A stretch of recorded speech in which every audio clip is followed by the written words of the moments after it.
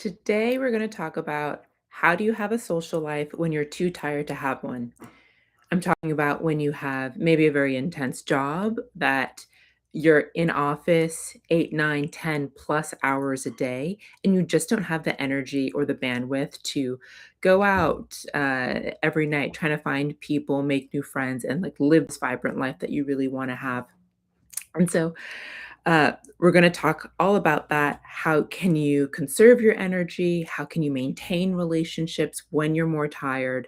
And all sorts of great things. So, the first thing I want to get into is it's okay to turn down invitations.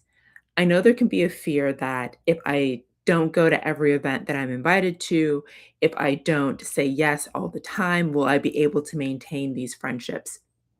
And yes, in the beginning, you'll have to put yourself out there and really show up fairly often. But once you've created a friendship circle, once you have a network, trust that if you say no a couple of times, people still like you. People will still invite you to things. And when you say no, give them a reason. So maybe you RSVP no on the party full, or you tell them, hey, I can't come. Explain what's going on. Just say, hey, work is really intense right now. I'm super tired. I'm very low energy. Thank you so much for inviting me. Please invite me the next time. Please invite me to the next one. I just can't right now.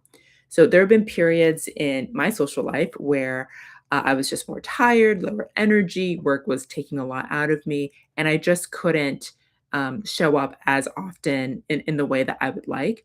And I just told people, I was like, hey, like right now is a really busy time. I'm super tired. I'm trying to recharge at home.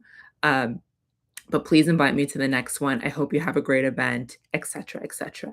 So, first thing, don't be afraid to say no.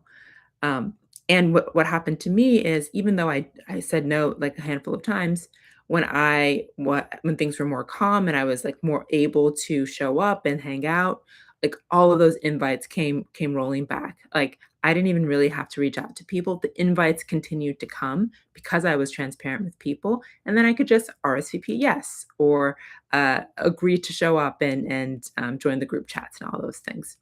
So that's the first thing. Don't be afraid to say no if you're in an exhausting time.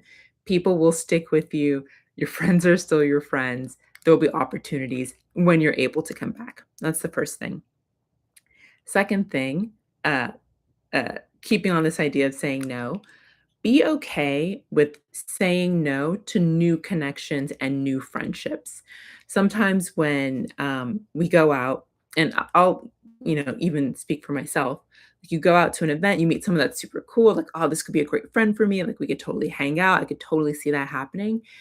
But I know right now, I just don't have the bandwidth to really develop a new friendship, or I'm not being as social in the moment.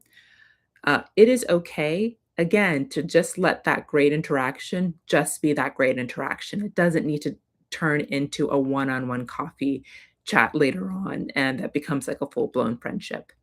That's okay.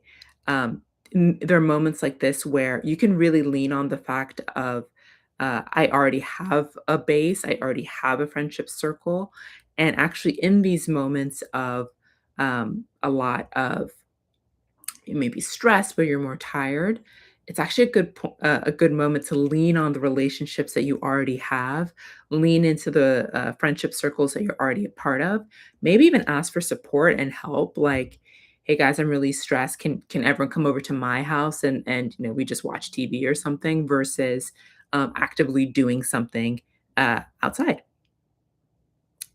Third thing, uh, if you're tired and you still wanna have a little bit of socialization, but you don't wanna burn yourself out, I would lean very heavy into group hangouts.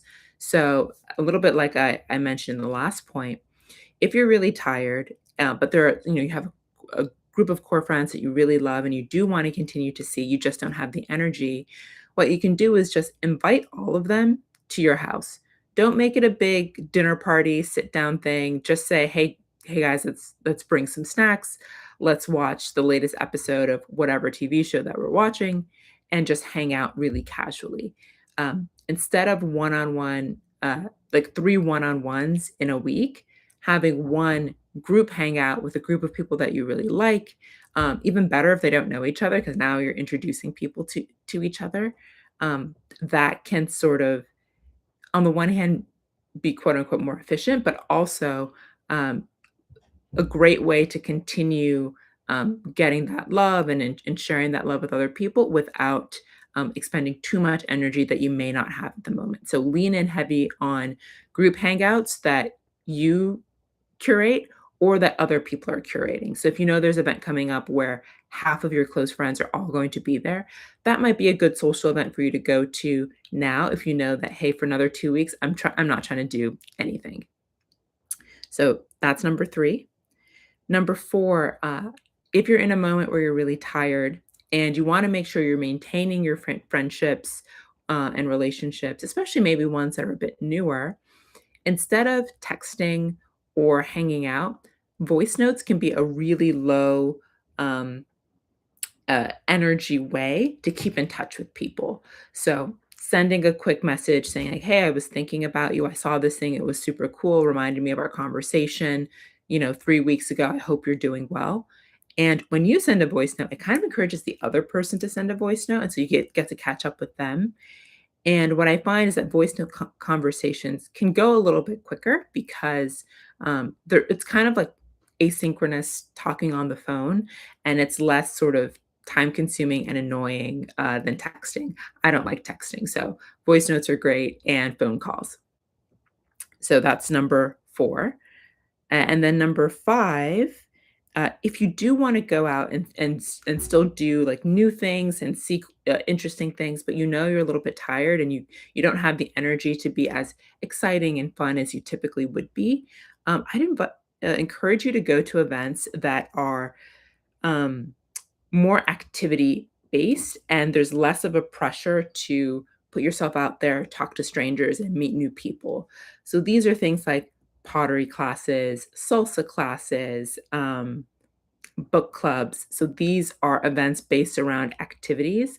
And so the social fun and hanging out sort of happens more so because of uh, the activity itself versus, um, you know, cold coming up to a stranger and trying to start a conversation, like at a cocktail party or a networking event or a general social party where there isn't like a clear, singular purpose of why everyone's there.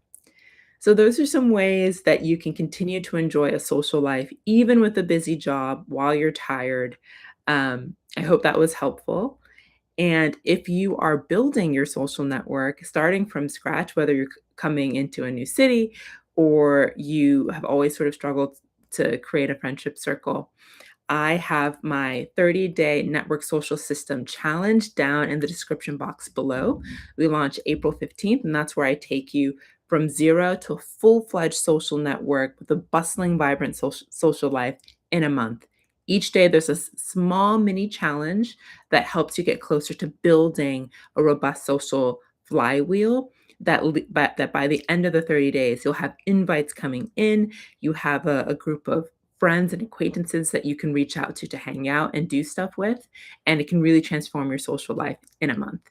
So more information on that down below. We launch April 15th, and until our launch date of April 15th, there is a 33% discount code called Fast Friends. And if you like this, please like and subscribe and follow up. And I will be live streaming every day, but every Mondays and Thursdays, I always show up at 6 p.m. Pacific time. And I show up live. So please come in with any of your questions or the issues around building a friendship circle, building a social life, and I can answer them live in the chat. It's actually really great. I'm someone who moved around a ton as a kid, so had to learn how to make friends really quickly. Moved to a major city almost 7 years ago, knowing literally one person, and built a robust vibrant social life very, very quickly. And so I'm here to help.